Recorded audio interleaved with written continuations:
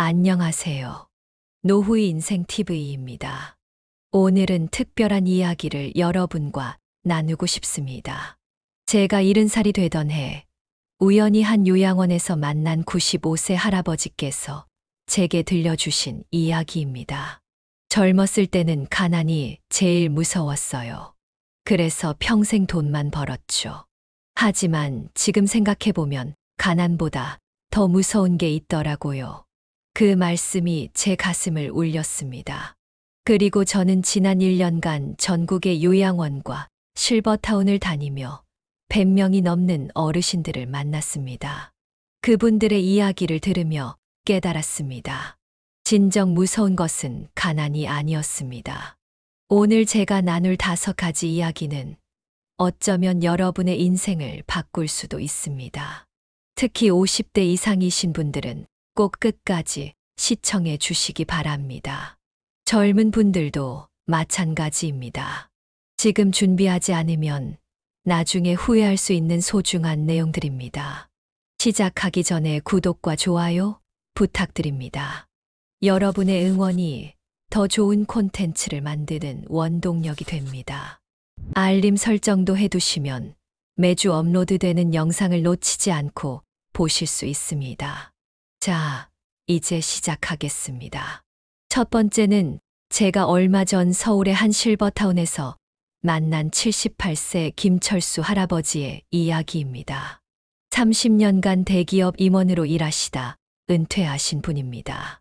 그분이 제게 들려주신 충격적인 이야기 함께 들어보시겠습니다. 다음 페이지로 넘어가기 전에 이렇게 계속 작성할까요? 김철수 할아버지는 눈물을 흘리시며 이렇게 말씀하셨습니다. 매일 아침 거울을 보며 한숨만 나옵니다. 옆에서 아내가 여보 하고 부르는데 제가 못 들어요. 젊을 때부터 건강검진은 한 번도 빼먹지 않았는데 정작 가장 중요한 걸 놓쳤더라고요. 첫 번째, 가장 무서운 것은 감각의 상실입니다.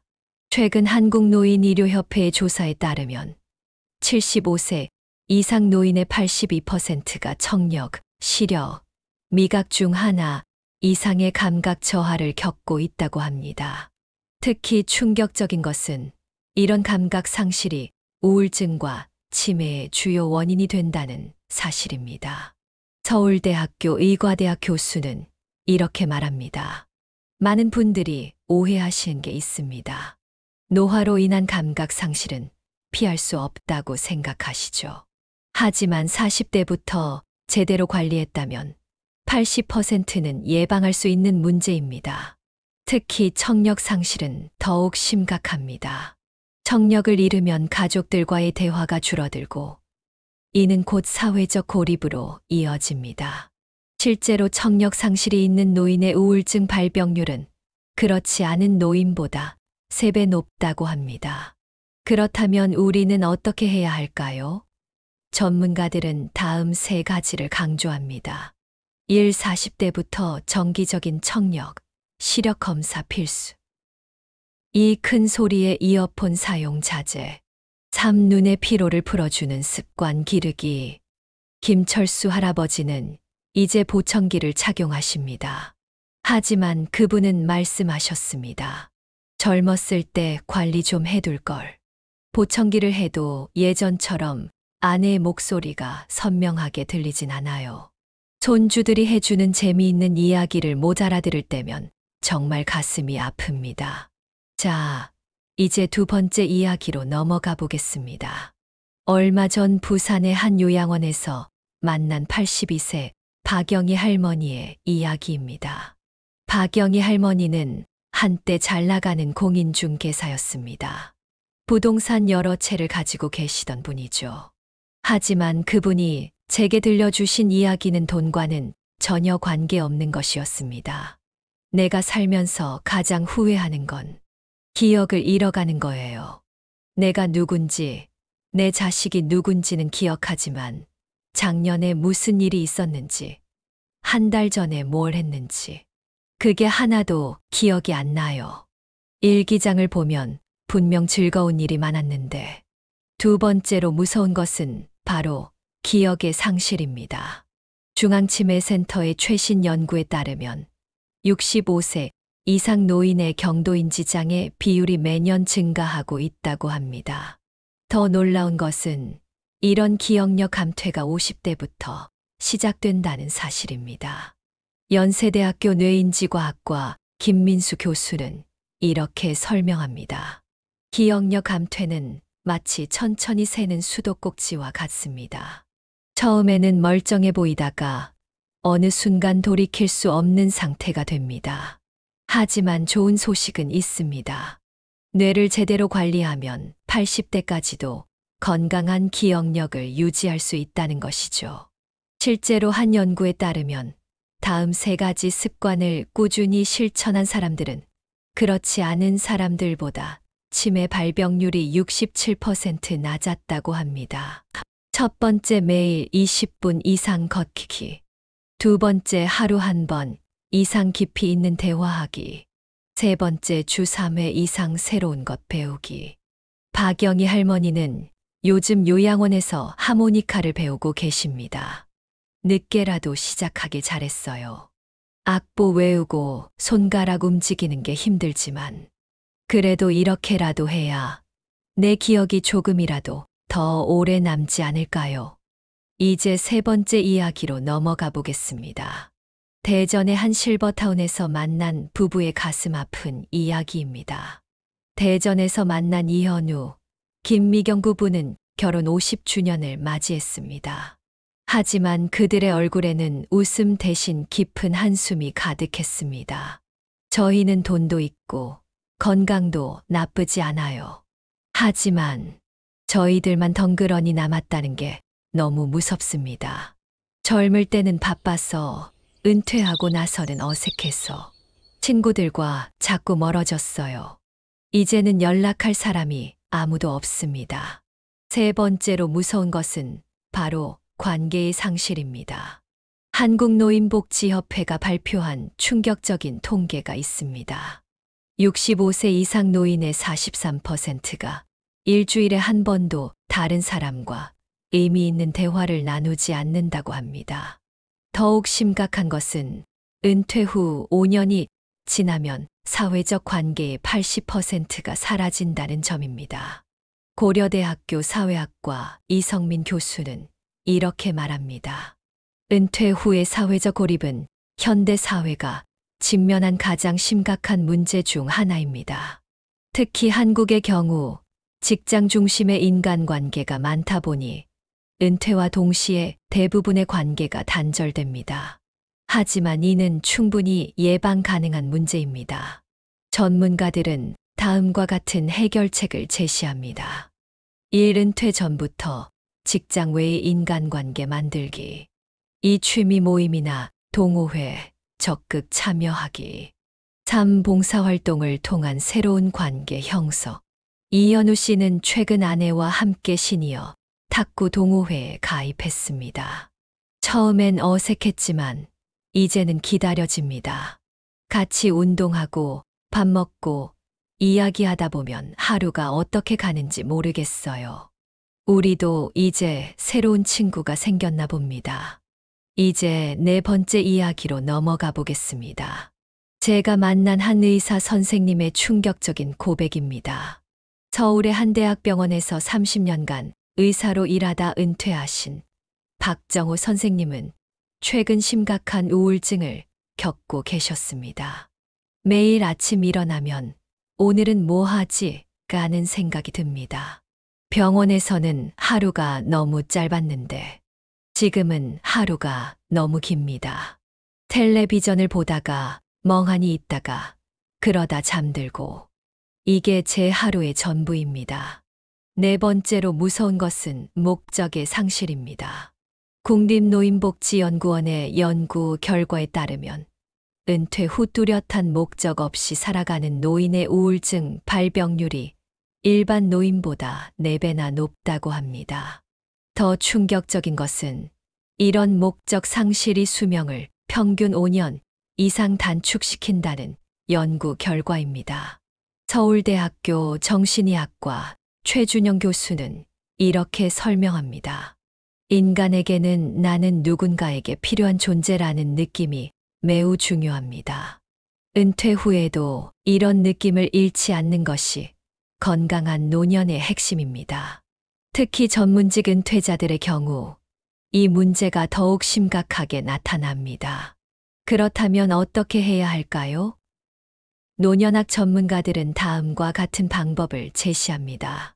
1. 은퇴 전부터 제2의 인생 계획 세우기. 2. 자신의 전문성을 활용한 봉사활동 찾기. 3. 매일 반드시 해야 할 일 만들기. 박정호 선생님은 최근 의료 취약계층을 위한 무료 진료 봉사를 시작하셨습니다. 일주일에 2번, 4시간씩 봉사를 합니다. 비록 짧은 시간이지만 누군가에게 도움이 된다는 사실이 저를 살아있게 합니다.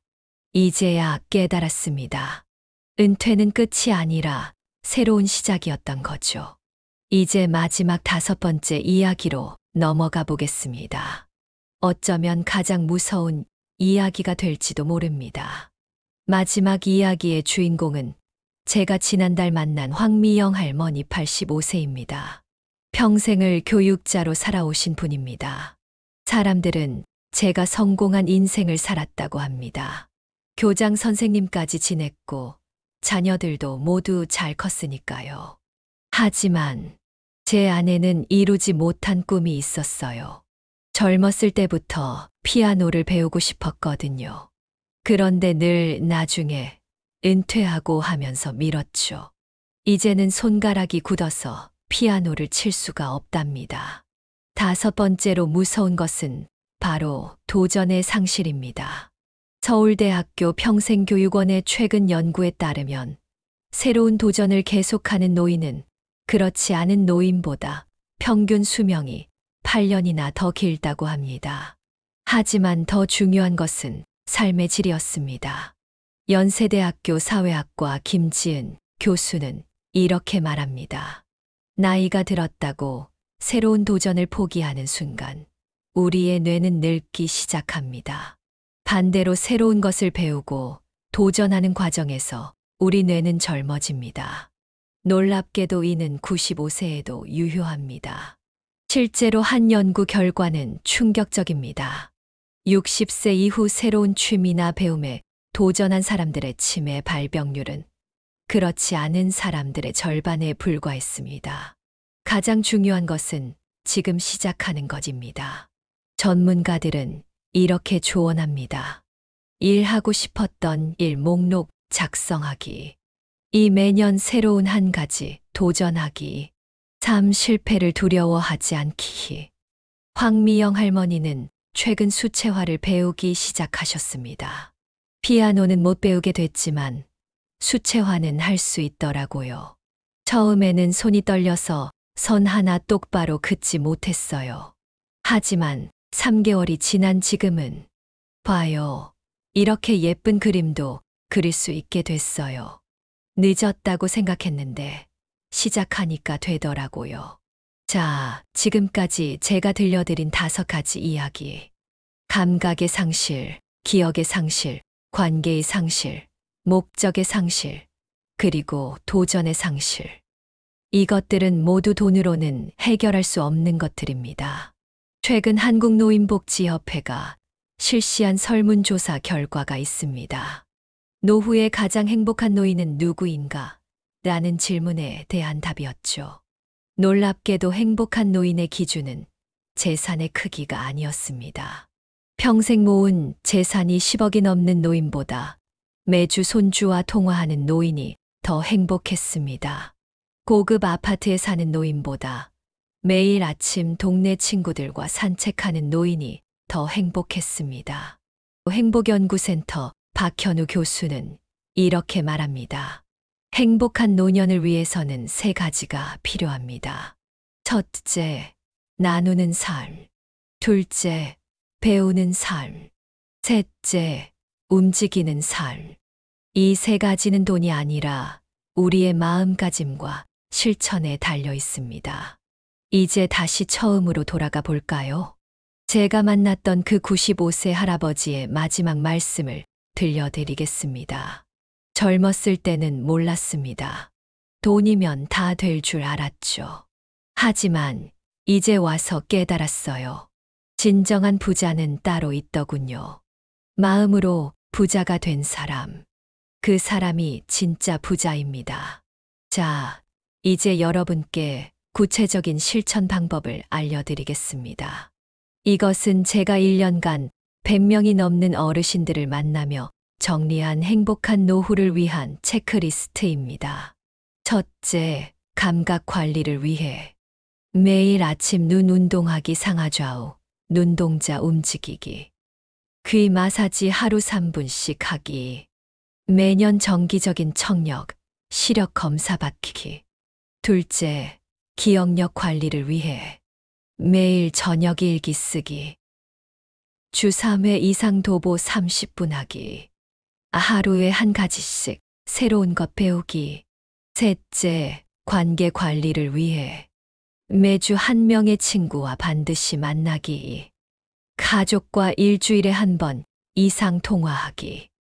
동네 커뮤니티 활동에 참여하기. 넷째, 목적 있는 삶을 위해 매일 아침 하루 목표 세우기. 누군가를 위해 할 수 있는 일 찾기. 작은 일이라도 책임감 있게 맡아 하기. 다섯째, 도전하는 삶을 위해 버킷리스트 작성하기. 3개월마다 새로운 취미 도전하기. 나이 들어서 라는 말 금지하기. 이런 작은 실천들이 모여 우리의 노년을 완전히 바꿀 수 있습니다. 최근 저는 또 한 분을 만났습니다. 올해 88세이신 김옥순 할머니입니다. 할머니는 놀라운 이야기를 들려주셨습니다. 5년 전만 해도 저는 우울증 약을 먹고 있었어요. 하루 종일 TV만 보며 시간을 보냈죠. 그러다 문득 이런 생각이 들었어요. 이렇게 살다가는 정말 후회하겠다. 그날부터 저는 달라졌습니다. 김옥순 할머니는 먼저 스마트폰 사용법을 배우셨습니다. 처음에는 전원 버튼 누르는 것조차 어려웠지만 포기하지 않았습니다. 다음은 유튜브 보는 법을 배우셨고 거기서 요가를 알게 되었습니다. 지금은 매일 아침 요가로 하루를 시작하십니다. 요가를 하다 보니 허리 통증이 사라졌어요. 허리가 좋아지니까 산책도 다닐 수 있게 됐고 산책을 다니다 보니 친구들도 생겼어요. 이제는 아침이 기다려져요. 서울대학교 의과대학 정성훈 교수는 이렇게 말합니다. 노년의 변화는 마치 도미노와 같습니다. 작은 변화 하나가 전체 삶의 질을 바꿀 수 있죠. 중요한 것은 그 첫 번째 도미노를 쓰러뜨리는 용기입니다. 실제로 연구 결과에 따르면 80세 이후에 새로운 취미를 시작한 노인의 경우에도 우울증 발병률이 45% 감소했다고 합니다. 이제 여러분께 마지막 질문을 드리고 싶습니다. 여러분은 지금 무엇을 기다리고 계신가요? 나중에 좀 더 있다가 여유가 생기면 이런 말들로 미루고 계시지는 않나요? 얼마 전 95세의 그 할아버지께서 제게 마지막으로 하신 말씀이 있습니다. 사람들은 나이 들어 허리가 굽어서 땅을 보며 걷는 것이라고 생각하지만 사실은 인생을 돌아보느라 고개가 숙여지는 겁니다. 그때 가장 마음 아픈 건 하지 못한 일들에 대한 후회입니다. 여러분, 지금 이 순간이 바로 새로운 시작의 때입니다. 당신의 귀는 아직 음악을 들을 수 있습니다. 당신의 눈은 아직 아름다움을 볼 수 있습니다. 당신의 다리는 아직 새로운 곳으로 걸어갈 수 있습니다. 당신의 마음은 아직 새로운 것을 배울 수 있습니다. 그리고 당신의 인생은 아직 이야기가 끝나지 않았습니다. 내일 아침 거울을 보며 이렇게 말씀하세요. 오늘부터 나는 달라질 것이다. 그리고 이 영상에서 말씀드린 5가지 체크리스트를 하나씩 실천해 보세요.